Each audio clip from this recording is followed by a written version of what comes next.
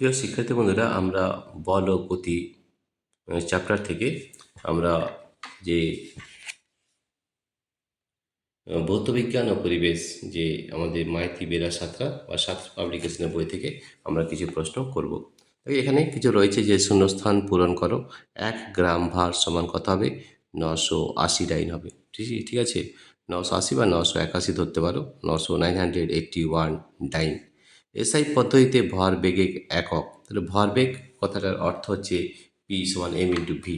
তাহলে দেখো এখানে এম ইন্টু ভি যদি আমরা একক বের করি, তাহলে খুব সহজেই আমরা ব্যাককটি বের করতে পারবো। কীভাবে? দেখো, পি সমান এম ইন্টু ভি, এখানে আমি একক করে দেখাচ্ছি। পি সমান হয় এম ভি, পি সমান হয় এম ইন্টু ভি। এম এর একক কী হয়?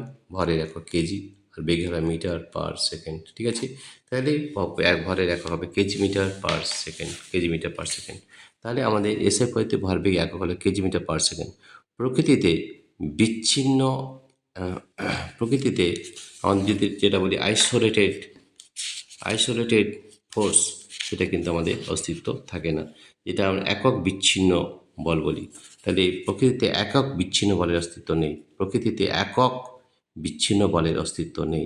এম এর -2 হলো ড্যাশের মাত্রা, তাহলে এটা কিন্তু আমাদের কিসের মাত্রা আমরা দেখে নিই। এটা আমাদের মাত্রা, বলের মাত্রা। ঠিক আছে, কারণ বল হচ্ছে আমাদের F equal to M A হয়, F equal to M into A. M মানে ভর, তাহলে ক্যাপিটাল এম হয়ে গেল। আর দেখো এম হচ্ছে কি? ত্বরণের একক কি হয়? Metre per second square. ঠিক আছে, মিটার পার সেকেন্ড। এম হচ্ছে দৈর্ঘ্য, তাহলে এল, আর এটা হচ্ছে T to the power -2। M L T to the power -2, এটা কিন্তু আমাদের বলের একক। ঠিক আছে, তাহলে বলের মাত্রা যে M L T to the power -2, এটা কিন্তু হলো বলের মাত্রা। এবার আমরা আরেকটি যেটা প্রশ্ন করব, সত্য না মিথ্যা লেখো। বেগ হলো ভেক্টর রাশি, এটা অবশ্যই সত্য, তাহলে এটা হবে সত্য। ঠিক আছে, বলের এসআই একক হলো ডাইন, এটা কিন্তু ভুল, কারণ বলের এসআই একক হয় নিউটন।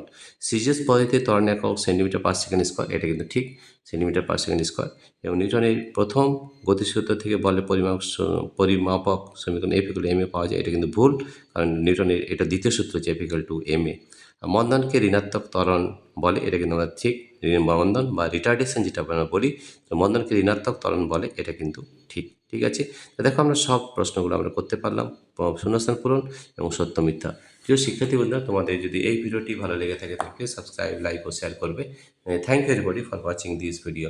তোমাদের এই ধরনের ভিডিও পেতে আমাদের যে অ্যাপ রয়েছে পাই এডুকেশন, সেই অ্যাপটি ডাউনলোড করার দুটো পদ্ধতি রয়েছে। প্রথম পদ্ধতি হচ্ছে এই ভিডিও ডেসক্রিপশনে অ্যাপ লিঙ্ক দেওয়া রয়েছে, সেই লিঙ্কে ট্যাপ করলে তোমরা আমাদের অ্যাপটি ডাউনলোড করতে পারবে। এছাড়াও আরেকটি পদ্ধতি রয়েছে, আমাদের গুগল প্লে স্টোরে গিয়ে তোমরা যদি পাই এডুকেশন লেখো, তাহলে কিন্তু অ্যাপটি ডাউনলোড করতে পারবে।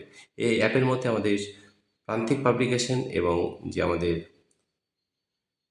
এই সাঁতরা পাবলিকেশনের সব প্রশ্নোত্তর করে দেওয়া রয়েছে, এবং সেখানে প্রচুর থিওরি এবং প্র্যাকটিক্যাল ক্লাসও করে রয়েছে। আমাদের এখানে যতগুলো প্র্যাকটিক্যাল রয়েছে, সব প্র্যাকটিক্যাল ক্লাস কিন্তু আমরা করে দেখেছি। এবং তোমাদের যদি কোনো প্র্যাকটিক্যাল ক্লাস প্রয়োজন হয়, তাহলে তোমরা কমেন্ট সেকশনে জানাবে, আমরা সেইটার প্র্যাকটিক্যাল ক্লাস অবশ্যই করে দেখাবো। প্রিয় শিক্ষার্থী বন্ধুরা, তোমাদের যদি এই ভিডিওটি ভালো লেগে থাকে তাহলে প্লিজ সাবস্ক্রাইব, লাইক ও শেয়ার করবে। Thank you everybody for watching this video.